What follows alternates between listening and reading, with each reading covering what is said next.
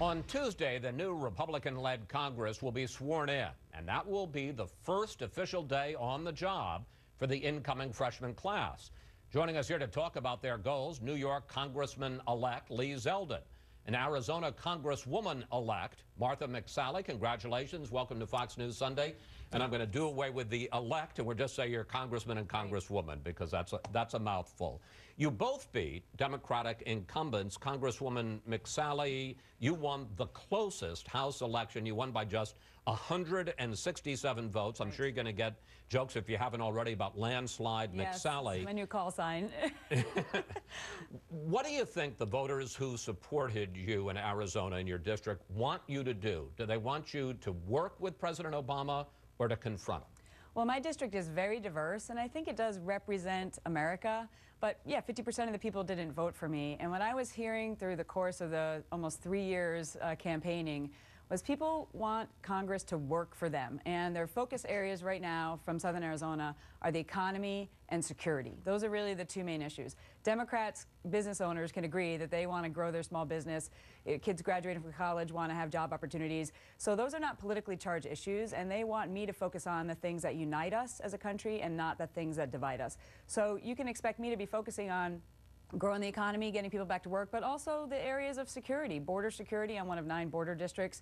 I have 2 big military bases, 1 Army, 1 Air Force, 85,000 veterans. So those would be the focus areas. All right, we're going to get into immigration with you in a little more detail in a moment. Congressman Zeldin, you say that President Obama's decision to his executive action on immigration to defer deportations is unconstitutional, but you also say that we shouldn't shut down the government. Where do you put yourself on the spectrum between, on the one hand, Ted Cruz and the Tea Party, let's stand up and confront the president, stand on principle, even if it means things like shutting down the government, and on the other hand, the establishment leaders like Speaker Boehner, who are saying, let's look for compromise? Well, the president's action is unconstitutional. I have a lot of respect for the office of President of the United States. He is not also Congress in many ways. It seems like he thinks that he is a monarch. Over the course of our nation's history, we've always been sensitive to presidents who view the executive branch in that fashion. I think that it's very important going forward as we move into January, February, whether it's through legislation or the funding of part of the budget at the end of February, that we use the power of the purse, that Congress uses this message sent in November. But this just expanded to short majority. circuit this, are you saying that you would let funding for the Department of Homeland Security, which runs out at the end of February, run out to make a point to the president about immigration?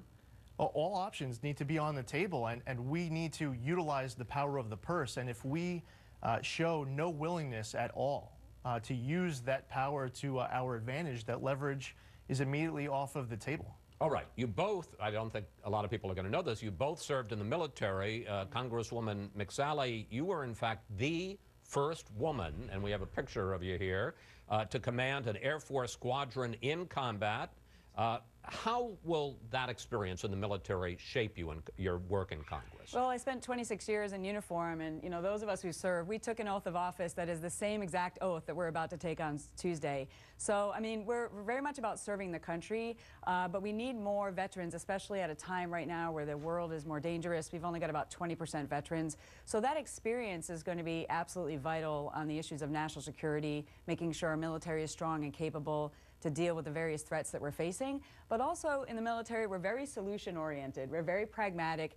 You know, you can't be in the war you want to be in. You got to be in the war you're in, and you got to just get the job done. And so I think that's what the people in Southern Arizona were looking for from my military background, is be very solution-oriented to get things done instead of being ideologically focused. So. Congressman Zeldin, you served in Iraq in 2006 and 2007.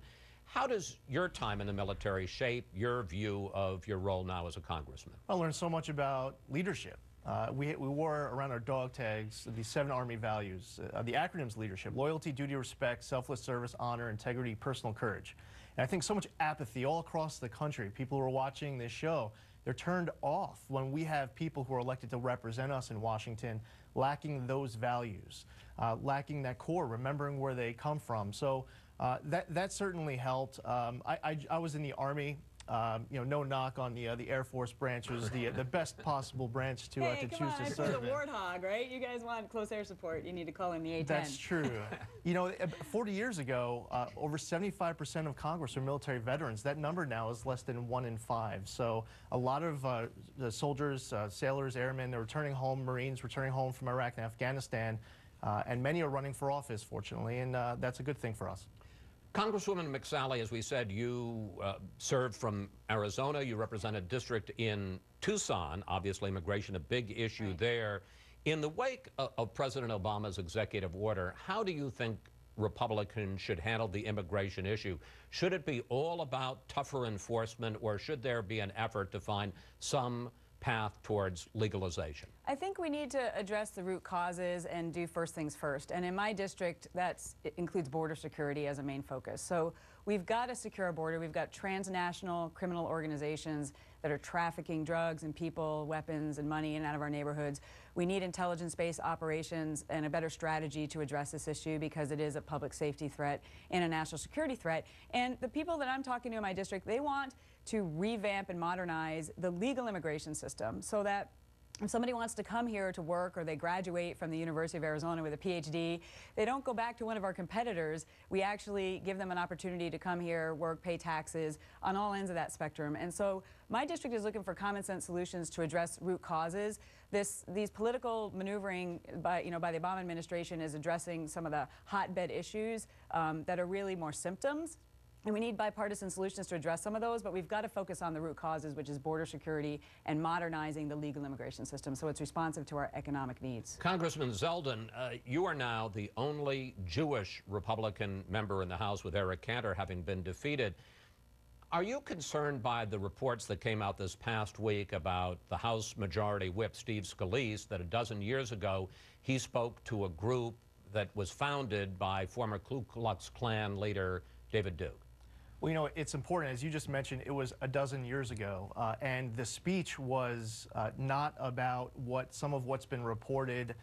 The speech is about making the state government, where he was serving at the time, more efficient, to reduce wasteful spending.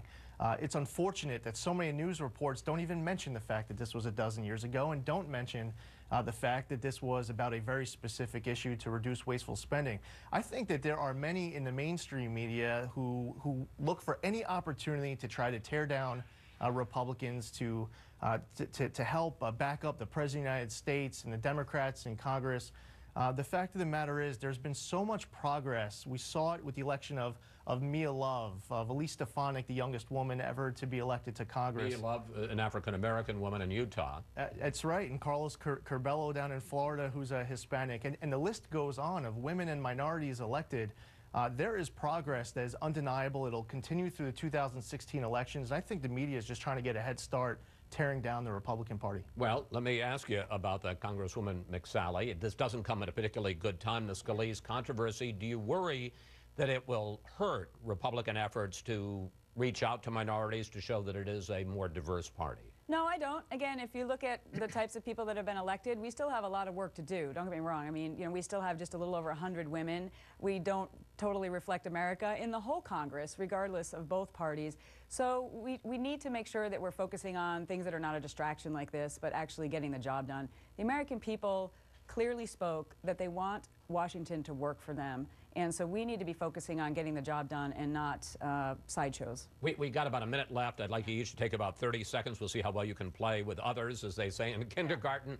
As you both get sworn in this week, how optimistic are you that, because everybody talks about how unproductive Congress is, how gridlock Washington is, that you're going to be able to do it better and be more productive? Congressman Zeldin? Very optimistic and confident. We're going to see tax reform, the Keystone Pipeline legislation passing, improving our foreign affairs and our veteran affairs, passing budgets again. We've only had one federal budget since 2007. Now, where we've had this Democratic-led Senate and the president in the past, we have a Republican Senate to work with, and we're going to put good solutions on this president's desk. Congresswoman? We're still in a divided government, but hey, this has been a long 1,049 days that I've wanted to step up and serve in this way. And so I do feel confident that, with colleagues and like-minded, solution-oriented people, that we can get some things done and show the hardworking Americans that we have solutions that are going to help them. I hope the president realizes that it's time for him to get on board and lead and be a part of those solutions. And I look forward to, helping address the issues that are related to the economy and security, which are the things I was sent to fight for. Congresswoman McSally, Congressman Zeldin, thank you both.